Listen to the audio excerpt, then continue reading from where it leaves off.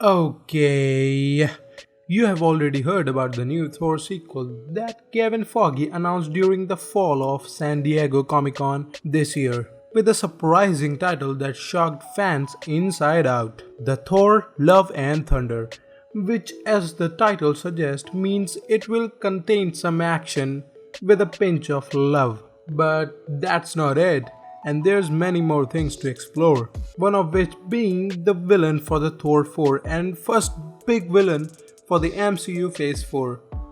What's going on, everybody? This is all you need to know with Mr. Flicks.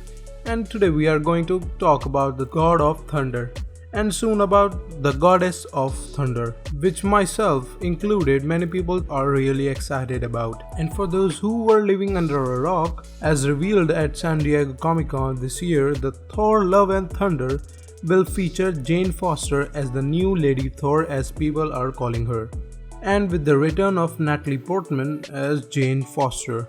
This storyline is straight from the comics and probably the most exciting one, I guess. And if this weren't enough for you guys, then there's more to come, as the villain for this sequel has already been revealed. And as always, I am here to explain all that and how one of these are going to connect to Galactus. And before that, smash that like button if you haven't already. So it's actually being reported that Love and Thunder will feature at least two villains. And first one on the list is one of Thor's greatest enemy and probably the most hottest one. Nice. Is Enchantress, and I know most of you guys don't know about this character, but I'll explain. Enchantress was born in Asgard and she was really into magic and began to learn magic as an apprentice of Queen of Nords, but was unluckily banished. But she was really dedicated and started to learn magic by seducing others who know magic really well and learning their secrets. Since we all know Jane Foster Thor will going to be in Thor 4, so it makes perfect sense that Enchantress would be one of the villains, because she actually appeared in the comics when Thor's father Odin sends her to eliminate Thor's human love interest, and who again we know is Jane Foster. Now of course Odin has passed on and went to Valhalla, but it's still the connection between Enchantress and Jane Foster is still there. And it's also worth noting that there are two Enchantress. One is the original one and another one was created by Loki. Loki created and modeled after the original Enchantress. And you might ask, why does he created her? And what does he need? Well, Loki made her to create chaos. Classic Loki. And I will not be bullied by that. So it is possible that the Enchantress we might see could be created by Loki, depending where MCU will choose to go. And the second villain that is reported to make an appearance in Love and Thunder is actually new and only made his first appearance in 2019.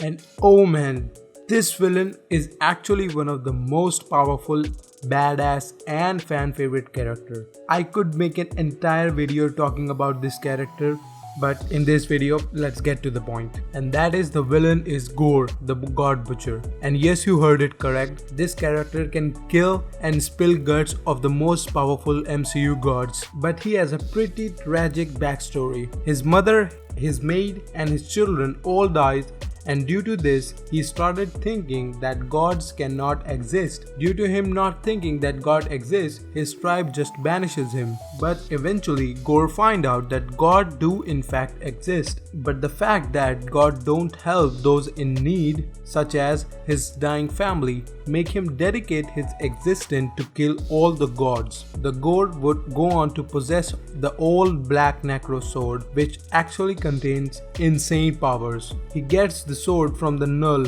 after witnessing Null in combat with a golden god. According to Galactus himself, the sword carved the first dawn from the stone of the endless night, and it was made using the head of a celestial. And we actually saw a severed head of a celestial in Guardians of the Galaxy Volume 1 and Volume 2, which we know as the City of Nowhere. and it might possible that from there Gore will get his Necro Sword in Thor 4. The all-black Necro Sword gives the user the ability to fly by giving them wings and allow the user to create weapons with an army of berserkers made of darkness. And for a cherry on top, the sword can kill gods. But ultimately, King Thor defeats Gore and would banish the sword into a black hole. However, King Thor eventually needs the sword to fight none other than Galactus. And since Marvel and Disney now owns the right to all the Fox characters, everybody have started to speculate when will Galactus will appear in MCU, especially after the announcement of Fantastic Four by Kevin Feige that Fantastic Four are coming to MCU in Phase 5 and is currently under development. And with Fantastic Four, we will finally get arrival of Galactus, and he could build up to become the next big bad villain for MCU, just like Thanos, which I am waiting for a long time now. And the fact that all black Necro Sword is coming to MCU and Thor literally uses it to fight Galactus at some point, it could be a sign that Galactus is coming down the road. And oh my god, I can make a separate video on Galactus, just exploring how he might end up in MCU and when and what will happen and much more. So stick around for that because it's coming really soon. With that said, let me know what you feel about this one and I'll catch you later.